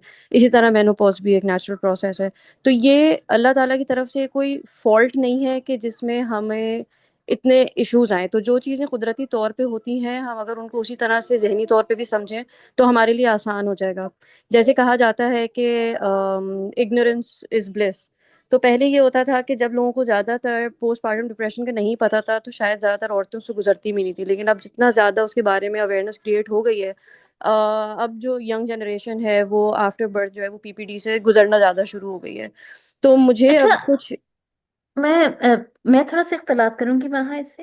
ऐसा जी, नहीं है, गुजरते तो हम थे, कुछ चीजें जो हमें जो बदली हैं वो बदली हैं इकोलॉजिकली, एवोल्यूशनरीली। ठीक है ना, वो टाइम्स पर थे, खाने हम अलग तरीके से खाते थे, हमारे सोशल सिस्टम्स अलग तरीके के थे, शादियां जल्दी होती थी, और बच्चों 10 साल का, 15 साल का, 20 साल का पीरियड होता था जिसमें औरतें सिर्फ बच्चे ही पैदा करती रहती थी। और उस दौरान में उनकी क्या कैफियत होती थी या नहीं होती थी, ये डिटरमिन करना मुश्किल है, बिकॉज हमारे पास डेटा नहीं है, हमारे पास सिर्फ हेयर से ही है उसके लिए। तो वो एक्चुअल में होता था या नहीं होता था, दैट वी डोंट नो, सिर्फ इसलिए कि हमें पता नहीं है उसके बारे में, दैट डजंट मीन कि वो होता नहीं होगा। एक तो चीज ये है। दूसरी चीज डेफ़िनिटली, ये है कि बिल्कुल नेचुरल प्रोसेस है और उसको नेचुरल प्रोसेस ही समझना चाहिए। इसको बीमारी नहीं मानना चाहिए, इसको कमजोरी भी नहीं मानना चाहिए। लेकिन ये एक वो प्रोसेस है कि जिसमें आपको, फॉर एग्जाम्पल मेंस्ट्रुएशन कुदरती अमल बिल्कुल। है ना, उसमें आपको नमाज की क्यों इजाजत है, रुख्सत क्यों है? हुँ, अल्लाह ताला से कंपैशनेट ज्यादा तो कोई नहीं मिलेगा ना आपको। बिल्कुल, अल्लाह ताला ने आपको किसी हालत में नमाज छोड़ने को इजाजत नहीं दी है। ऐसा ही ऐसे है, ही, ऐसे कजा ही, करनी है, बीमार हो तो कहते हैं कि आप खड़े नहीं होके पढ़ सकते, बैठ के पढ़ लो, बैठ के नहीं पढ़ सकते, लेट के पढ़ लो, लेट के नहीं तो इशारे से पढ़ लो। ऐसा ही बिल्कुल। है। लेकिन पीरियड्स के दौरान दिया रुख्सत क्यों? ऑफ़ कोर्स, आई है गेट इट। ना, बिल्कुल, ये ना। सो अब बात ये है कि आपको ख्याल रखने के लिए, कंपैशनेट होने के लिए, उस मेथड का फितरी और गैर फितरी होने की जरूरत नहीं है। फितरी प्रोसेस भी है, तो उस वो प्रोसेस तकाजा करता है कि थोड़ी डेलिकेसी और थोड़ी केयर दिखाई जाए, दैट्स इट। बेसिकली हाँ, ये अंडरस्टैंडिंग मेरी अपनी तो ज़ाती तौर पे है, लेकिन मैं एक एज़ अ फैमिली आपके अपने सर्कल में जो लोग होते हैं, ये वो बातें जो आपको अपने लोगों से सुनने को मिल रही होती हैं कि भई हाँ ये हाँ, कोई वो कहते हैं कि बीमारी नहीं है, फितरी कोई अमल है, मसला आप नहीं है, बस कमर मसला नहीं कस लो बनाओ और कर उसको। लो। इतना इतना मसला नहीं बना रहे हम कह रहे हैं कि ये कंपैशन दिखाने का एक तरीका है और एक मरहला है जहाँ पे कंपैशन की जरूरत ज्यादा है। हुँ, hmm, yes, yes, thank you so much miss. You very welcome. जी फारिहा, माइक पर आ जाइए। जी अस्सलाम वालेकुम। वालेकुम अस्सलाम। जी मेरे साथ ये प्रॉब्लम चल रही है कि मेरी तो काफ़ी मतलब 2-3 साल से या इससे भी ज़्यादा, शायद ज़्यादा ही मेनोपॉज हो रहा है। उसमें मुझे पिंपल्स भी बहुत आते हैं सर पे, चेहरे पे, और जैसे बहुत हॉट फ्लैशेस होते हैं रात में। और अब मेरे साथ ये होता है कि 25 डेज मुझे स्ट्रेट पीरियड्स आ रहे होते हैं या स्पॉटिंग हो रही अल्लाह होती ताला है। आपके लिए आसानी करे। तो मेरे साथ तो इतने ज़्यादा मूड स्विंग हो रहे होते हैं कि बहुत सारी, फिर मैं आर्थराइटिस की भी पेशेंट हूँ। लेकिन मुझे ये पूछना था कि मैंने अभी फ़रहत हाशमी को भी सुना था और मैंने इकना से भी काफ़ी लोगों से पूछा था और मैंने खुद भी इसकी रिसर्च की है लेकिन उसमें ये था कि आपके जब जैसे 10 डेज होते हैं उसके बाद आप नमाजें शुरू कर सकते हैं, लेकिन शुरू में मुझे स्पॉटिंग हो रही थी और बाद में मुझे मतलब पीरियड्स जैसे जो फ्लो होता है वो शुरू हो जाता है, कि उन लोगों ने कहा कि नहीं आप नमाज पढ़ सकते हैं। तो मुझे सबसे ज़्यादा इशू ये होता है कि मेरी नमाजें छूट जाती हैं, फिर वही होता है ना कि आपका दिल नहीं मान रहा होता है। तो मुझे सिर्फ ये पूछना था कि इसका मैं क्या करूं, मुझे तो कुछ समझ में नहीं आ रहा, शरई क्योंकि जब मैं मामलात डॉक्टर में के भी पास जाती हूँ तो डॉक्टर मुझे सिर्फ हम्म। ये कहते हैं कि नहीं आप जो हैं वो आईओडी लगाते हैं। आईओडी से मुझे दूसरी प्रॉब्लम शुरू हो जाती हैं, तो वो फिर मैंने इस दफा निकाल लिया था। तो बस ये आपसे पूछना था। तो जो रुखसत आपको, देखिए मेरा शरई मामलात में कोई एक्सपर्टीज नहीं है, तो मैं किसी को ऑफेंड ना कर दूं उसमें। मैं सिर्फ इतना जानती हूँ कि अल्लाह ताला रहमान और रहीम है, और अगर उसने कोई कैफियत दी है तो वही रुखसत भी देगा आपको उसके लिए। तो आप बस उसकी रहम पर और उसके रहमानियत पर बिलीव करके रहिए जी। और सुकून कीजिए, अल्लाह ताला बेहतर करेंगे आपके लिए। जब आपको कहा है कि 10 दिन के बाद पढ़ ले नमाज, तो 10 दिन के बाद पढ़ ले, 10 दिन तक लेकिन इंतजार जैसे करें। मेरे काफी सर पे ना मेरे बहुत ज्यादा पिंपल्स, चेहरे पे पिंपल्स बहुत ज्यादा निकलती है, तो उसके लिए क्या करूं? डॉक्टर से मैं कंसल्ट अगेन करूं या? डॉक्टर ही को कंसल्ट करना है पड़ेगा, ना? मेरा इसमें कोई एक्सपर्टीज नहीं। Okay, thank you. You Huma very Shahzad, welcome. Huma Shahzad आप माइक पर आ जाएं।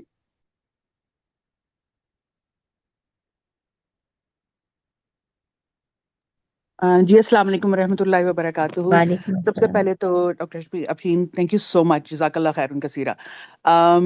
मैं आपसे, मैंने लिखा भी है क्वेश्चन।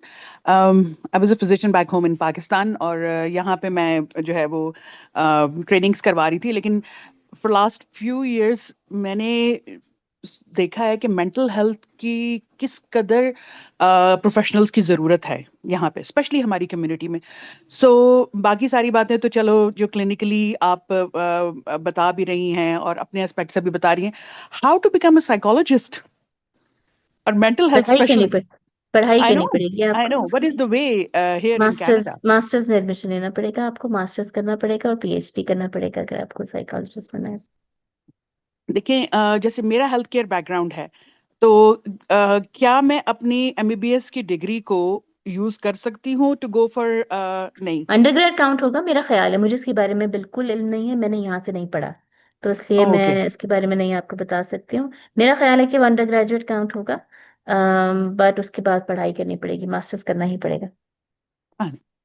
और दूसरा जो मूड स्विंग्स हैं उसके बारे में, और मैं क्या इस अर्ली अर्ली मेनोपॉज तो मैं नहीं कहूंगी, लेकिन मिड 40s मुझे हुआ है, क्या स्ट्रेस और स्पेशली जैसे मेरे फादर की डेथ 2020 में हुई, और ऑल ऑफ अ सडन मेरे जो पीरियड्स हैं ना वो स्टॉप हो गए और फिर इरेगुलर होना शुरू हो गए। That was the main factor. उससे पहले बिल्कुल रेगुलर थे। तो आप समझती हैं कि it could be a factor leading to that menopause, मतलब हाँ, इतना कोई कोई ज्यादा भी स्ट्रेसफुल ट्रिगरिंग था? फैक्टर हो सकता है, हम्म। कोई ट्रैवल हो सकता है एक्सट्रेनियस, कोई हम्म। इन्फेक्शन हो सकता है, आप 10 दिन बिस्तर पे पड़ गए हैं उसकी वजह से और उसके बाद आपको लग सकता है, और कुछ नहीं भी हो सकता है। हम्म। कभी बहुत अब्रप्ट क्योंकि ट्रिगरिंग उससे फैक्टर पहले होता है, कभी कभी नहीं मेरे होता। पीरियड्स एक दिन भी आगे पीछे नहीं हुए थे, और वो ये बड़ा चार स्ट्रेस है, साल बिल्कुल हो जी सकता है कि जोल्ट हुआ हो बॉडी को। जी, और ये मतलब ये 4 साल ऐसे थे कि एकदम से सारी लाइफ मेरी चेंज होगी। आई वाज वेरी एक्टिव, और अब ये हालत है कि मुझसे, मेरे लिए उठना मुश्किल हो गया है। जो लोग यहाँ पे मेरे अल्लाह जानने वाले रहमत भी करे, सुन रहे हैं, तो अल्लाह रहमत ज़ाहिर फिजिकल चेंजेस तो होती है, वो मुझे पता है, मेंटल स्ट्रेस जी। बहुत ज्यादा होता है। और जैसे आपने कहा कि काश हमारे मेल्स भी ये सुन रहे होते, आई विश कि वो सुन रहे होते। So could you please take an opportunity जो स्पेशली मेल्स के लिए आप करें, जो हमारे हैं, और उनको हम बता कमल को सकते सजेस्ट कीजिए कि वो सोल ब्रदर्स भी बना लें अब। नहीं, वो तो है, एक ना ब्रदर्स तो है ही है। चलिए लेकिन ठीक। ये कि क्या आप एक ऐसा मतलब लेक्चर हमें दे सकें कि हम अपने घर वालों को भी सुना सकें कि हम किस से गुजर रहे होते हैं जब वो आई ये थिंक ये लोग समझते हैं। इसको यूट्यूब पे अपलोड करने वाले अपलोड हैं, करेंगे। इतना वाले। जी जी। तो जी आप जी। मेरा ख्याल है कि अपने घर वालों को दिखा सकते हैं इसको, मुझे कोई एतराज नहीं है, मुझसे उन्होंने पूछा था, तो आप बेशक अच्छा दिखा। अच्छा। जी जी जी, क्योंकि वो हर वक्त हमें ये कह रहे होते हैं कि ये तो चिड़चिड़ी बैठी हुई हैं, ये तो बात नहीं करती, आप ये तो जरूर हर वक्त दिखा जो है ना सकते चीख रही होती हैं। लेकिन दे डोंट इवन नो कि हम किस चीज से गुजर रहे होते हैं, और हम किस चीज हैं। से गुजर के स्टेज पे आए हुए होते जी बिल्कुल, बिल्कुल I totally get that, absolutely. हैं। थैंक यू सो चलो मच। जी, बहुत शुक्रिया, अस्सलाम वालेकुम। जी आसिया बहन माइक पर आ जाएं। जी अस्सलाम वालेकुम। वालेकुम जज़ाकल्लाह सलाम। खैर फॉर द insightful session. मेरा बस एक क्वेश्चन था कि मैंने 4 years ago, around 5 years ago IUD लगाया था। उसकी वजह ये थी कि मुझे हैवी ब्लीडिंग बहुत ज्यादा थी, abnormal ब्लीडिंग थी, और उसमें ये होता था कि मेरा एचपी लेवल बहुत लो हो जाता था, तो डॉक्टर ने सजेस्ट किया था कि आईयूडी लगा। अच्छा, आईयूडी लगाने के बाद ये हुआ कि आफ्टर 2 years मुझे ब्लीडिंग तकरीबन खत्म हुई ना। So is it the menopause मैं कहूंगी, क्योंकि आई एम 51 राइट नाउ, सो क्या मैं इसको You menopause he will count have to करूं? ask your doctor. ओके, आपने डॉक्टर से बात कीजिए इसके बारे में। मुझे सिम्टम्स आ रहे हुए हैं जब ये आप बता रही थी, तो मुझे ऐसा लग रहा था कि I am going through the menopause, okay, right? Alright. Gas gas तो आप भी कर सकती हैं, गैस मैं भी कर सकती हूँ, पर वो गैस ही रहेगा ना, डॉक्टर बताएंगे आपको confirm. Okay okay, thank you so much. Okay, alright. कुछ सवालात ऐसे हैं जो हमारी बहनों ने चैट बॉक्स में लिखे हैं, अगर आप उनको पढ़कर और जवाब दे दें। मैं देख लेती हूँ। रिकॉर्डिंग मिल जाएगी, सेशन की बात हो गई है, आप लोगों ने कह दिया कि वो यूट्यूब पे होगा। जी सलमा, मेनोपॉज में बहुत रोना भी आता है। आगे किसी ने पूछा है कि सोना भी बहुत होता है, बहुत सोना आता है, किसी दफा नींद गायब भी हो जाती है। For irritation towards family specially husband क्या करें? मुझे बहुत ही फनी जवाब आ रहा है, लेकिन मैं वो कहूंगी नहीं, संजीदा बात हम कर रहे हैं। बैठ के मुलाकात कर लें किसी काउंसलर से, किस बारे में इरिटेशन हो रही है, और कब हो रही है, और उसको किस तरीके से आप अप्रोप्रिएटली कन्वे कर सकते हैं हस्बैंड को। इसके बारे में ज़रूर बात की जा सकती है। मेनोपॉज हो जाने के बाद कहाँ तक सिम्टम्स चलेंगे? यूजुअली ये, जैसे मैंने कहा कि 45 से 55 की उम्र तक का कहा गया है कि ये रहता है, उसके बाद स्टेबिलिटी आ जाती है थोड़ी, या जैसे कि किसी ने बहुत एक मजाक में कहा कि उसके बाद आदत पड़ जाती है। नहीं, लेकिन कुछ चीज़ें हैं जो, जैसे कमज़ोरी है, हड्डियों में कैल्शियम की कमी है, या इस तरह की चीज़ें जो हैं वो ज़रा चलती हैं, वो तो रहती हैं, लेकिन बाकी सारे मामला हल हो जाते हैं। तो वो स्लीपिंग हमने बता दिया। अच्छा जी, उर्दू में बात ज़रूरी है। It's totally dependent on mother genetic, if she got her menopause later earlier he'll get the same time or it। देखिए, जेनेटिक फैक्टर ज़रूर काम करते हैं, लेकिन उसके साथ आपका अपना लाइफस्टाइल और अपनी लाइफ इवेंट्स जो हैं वो भी बहुत काम करते होते हैं। तो ये नेचर नर्चर की डिबेट तो जो है वो अजली चल रही है, और आई थिंक बहुत आगे तक चलती रहेगी। It is very difficult to determine, लेकिन हाँ, आपकी जो मदर की हिस्ट्री है वो आपके लिए कुछ इन्फॉर्मेशन जरूर प्रोवाइड कर देती है। अस्सलाम वालेकुम, my question is after 40 baby planning is. मैं इसके बारे में आपसे कैसे कुछ कह सकती हूँ, मैं इसकी एक्सपर्ट नहीं हूँ। गायनाकोलॉजिस्ट से बात कीजिए अपनी। जिनको बच्चे ना हुए हों और मेनोपॉज में ज्यादा तकलीफ होती है, या सही उनको ये सही है, पता नहीं। मेनोपॉज में कभी बच्चों वालों को भी तकलीफ होती है, बच्चों वाले नहीं होते उनको भी तकलीफ होती है। कैंसर्स भी हर तरीके के बच्चे वालों को और बगैर बच्चे वालों को भी हो जाते हैं। ओवेरियन कैंसर्स के बारे में मैं सुनती हूँ। कहना बहुत मुश्किल है। इसका ताल्लुक बहुत बच्चे होने या नहीं होने से नहीं है, आपने अपनी सेहत का ख्याल उस दौरान में कैसे रखा है। चाहे बच्चे हुए हों तो कैसे ख्याल रखा है, और अगर बच्चे नहीं हुए हों तो कैसे ख्याल रखा है। जिस्मानी सेहत का, इमोशनल जज्बाती सेहत का, रिलेशनल सेहत का, और अपनी स्पिरिचुअलिटी का, अपने फेथ का, ये सब इस बात पर असरअंदाज होता है। प्लीज थकावट एंड पेन्स मेनोपॉज के लिए एडवाइस दें। फिजिकल एक्टिविटी इंपॉर्टेंट है, एक्सेप्टेंस इंपॉर्टेंट है, अच्छा खाना इंपॉर्टेंट है, और अच्छा एटीट्यूड इंपॉर्टेंट है। पेन भी कोई कमजोरी नहीं है, पेन जिंदगी का एक फितरी अमल है। अर्थराइटिस हो, डायबिटीज हो, मेनोपॉज हो, इन बहुत सारी सिचुएशंस में पेन की कैफियत रहती है, लेकिन पेन से अगर आप दोस्ती कर लें तो आपके लिए उसको झेलना थोड़ा सा आसान हो जाता है। Um, my question is, what are bioidentical hormones did we need to use for this? कि मैं इसके बारे में कोई राय नहीं दे सकती, ये अपने डॉक्टर से बात कीजिए, गायनाकोलॉजिस्ट से बात कीजिए। हुमा ने पूछ लिया सवाल अपना। Talk to Areeba from Salam psychology in Oakville, she is on Instagram. ये शायद किसी ने बताया है मजीद गुफ्तगू के लिए इस बारे में। ज़रूर किया जा सकता है उनको ऑन बोर्ड, इकना वाले जो हैं वो उसको नोट डाउन कर ले please. You're very welcome, Adiba. 43-year-old, but I have spotting problems. This is normal. I can't say that. You'll have to go to your family doctor and a gynecologist, particularly. या ops के पास भी जा सकते हैं। आपके pattern को देखना पड़ेगा कि ये कितना अनयूजुअल है। Exercise is good, exercise is excellent. Exercise हमेशा करने के ऊपर तवज्जो देनी चाहिए, चाहे आप जज्बाती सेहत के बारे में बात कर रहे हो या फिजिकल सेहत के बारे में बात कर रहे हो। So that addresses all the questions that are given in the chat. Thank you very much everyone. बहुत शुक्रिया आप सब लोगों का। आप सारी बहनों का बहुत बहुत जज़ाकल्लाह खैर। डॉक्टर अफरीन आपका बहुत बहुत शुक्रिया। और वाकई में आज का सेशन बहुत इंफॉर्मेटिव था और हमने कुछ ना कुछ इसमें से लर्न किया होगा, सीखा होगा। अब मैं दुआ करा लेती हूँ। अगर किसी बहन को कोई सवाल नहीं है तो फिर मैं दुआ करा देती हूँ। दुआ करा दें। मेरा ख्याल है कि ताकि औज़ुबिल्लाहिमिनश्शैतानिर्रजीम बिस्मिल्लाहिर्रहमानिर्रहीम वल अस्र इन्नल इंसाना लफ़ी खुस्र इल्लल्लज़ीना आमनु व अमिलुस्सॉलिहाति व तवासौ बिल हक़ व तवासौ बिस्सब्र सुब्हानकल्लाहुम्मा व बिहम्दिका नशहदु अल्ला इलाहा इल्ला अंता नस्तगफिरुका व नतूबु इलैक।